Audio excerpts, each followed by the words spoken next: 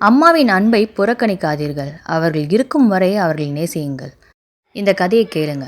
சந்தோஷமான குடும்பம். செல்வம், பட்டி, மகன் அருண் அவர்கள் மூவருமே ஒரு அழகான கிராமத்து வீட்டில் வசித்தார்கள். செல்வம் ஒரு சாதாரண கூலி தொழிலாளி. பட்டி வீட்டை கவனிப்பாள். மகன் அருண் பள்ளியில் படிப்பான். அருண் மிகவும் புத்திசாலி. பள்ளியில் எல்லோருக்கும் பிடித்தவனாக இருந்தான். தான் பெரிய மனிதன் ஆகணும், நல்ல வேலை படிக்கணும் அப்படின்ட்டு அவனுக்கு கனவு. அம்மா அவனை வளர்க்க மிகவும் கடுமையாக உழைத்தாள். அவள் வேலை செய்து அவன் படிப்பிற்கு காசு சேமித்தாள். என் மகன் சந்தோஷமாக இருக்கணும், அவன் எந்த குறையும் இல்லாமல் வளரணும். ஆனால் ஒரு பிரச்சனை இருந்தது. அம்மா உடல் நல்லா இல்லை. அம்மாவிற்கு அடிக்கடி இருமல் வரும். சில சமயம் வழியில் துடிப்பாள். அம்மா, நீ மருத்துவமனை போகணும், எனக்கு ஒன்றும் ஆகலப்பா, நீ பாடம் படி அப்படின்னு அம்மா சொல்கிறாங்க. அவள் எப்பொழுதுமே அவனுக்குத்தான் முக்கியத்துவம் கொடுத்தாள். மகனின் வெற்றி.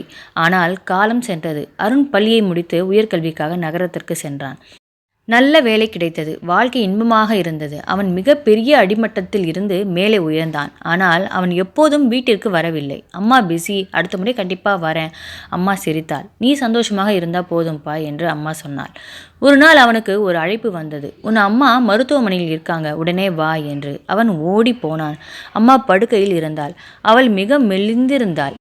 அம்மாவின் முகத்தில் வருத்தம் இல்லாமல், ஆனால் கண்களில் எப்பொழுதும் போல பாசம் இருந்தது. அம்மா, நான் வந்துட்டேன் அப்படின்னு சொல்கிறான். அவள் மெதுவாக கையை தூக்கி அவன் கையை பிடித்தாள். நீ சந்தோஷமாக இருக்கியா என்று அம்மா அந்த நிலைமையிலையும் கேட்குறாங்க. உடனே பையன் சொல்கிறான், நீ எப்படி இருக்கேம்மா? நான் நாளைக்கு இருக்க மாட்டேன்ப்பா, உனக்கு ஒரு விஷயம் சொல்லணும்னு அம்மா சொல்கிறாங்க. அவன் உடல் நடுங்கியது. அம்மா பிஸின்னு சொல்லி நீங்கள் தனியாக இருப்பீங்கன்னு நான் தெரியாமல் அவங்கள கவனிக்காமல் விட்டுட்டேம்மான்னு அப்போ ஃபீல் பண்ணுறான் அவனோட கவலையை. அம்மா மெதுவாக சிரித்தாள்.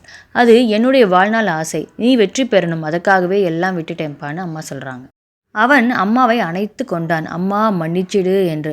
அவள் மெதுவாக மூச்சை விட்டாள். அவனோ அழுது கொண்டே அம்மாவை கட்டி பிடித்தான். அவளது கடைசி சுவாசம் கூட மகனுக்காகத்தான். முடிவு. தாயின் அன்புக்கு எல்லையே இல்லை. அவள் உயிரை விட்டாலும் அவள் நேசம் அவனோடுதான் இருந்தது. அவன் கண்களில் நீர் ஒழுக அவன் மனதில் ஓர் உண்மை தெரிந்தது. உலகம் முழுதும் வெற்றி பெற்றாலும் தாயின் மடியை விட்டால் நாம் எதுவுமே பெறவில்லை. அம்மாவின் அன்பை புறக்கணிக்காதீர்கள். அவர்கள் இருக்கும் வரை நேசியுங்கள். இல்லை என்றால் பின்னர் அழுவதற்காகத்தான் நேரம் இருக்கும் உங்களுக்கு. இந்த பதிவில் வர மாதிரி நிலைமை உங்களுக்கு வந்துடக்கூடாது. அதனால் உங்கள் அம்மாவையும் அப்பாவையும் பத்திரமா பார்த்துக்க.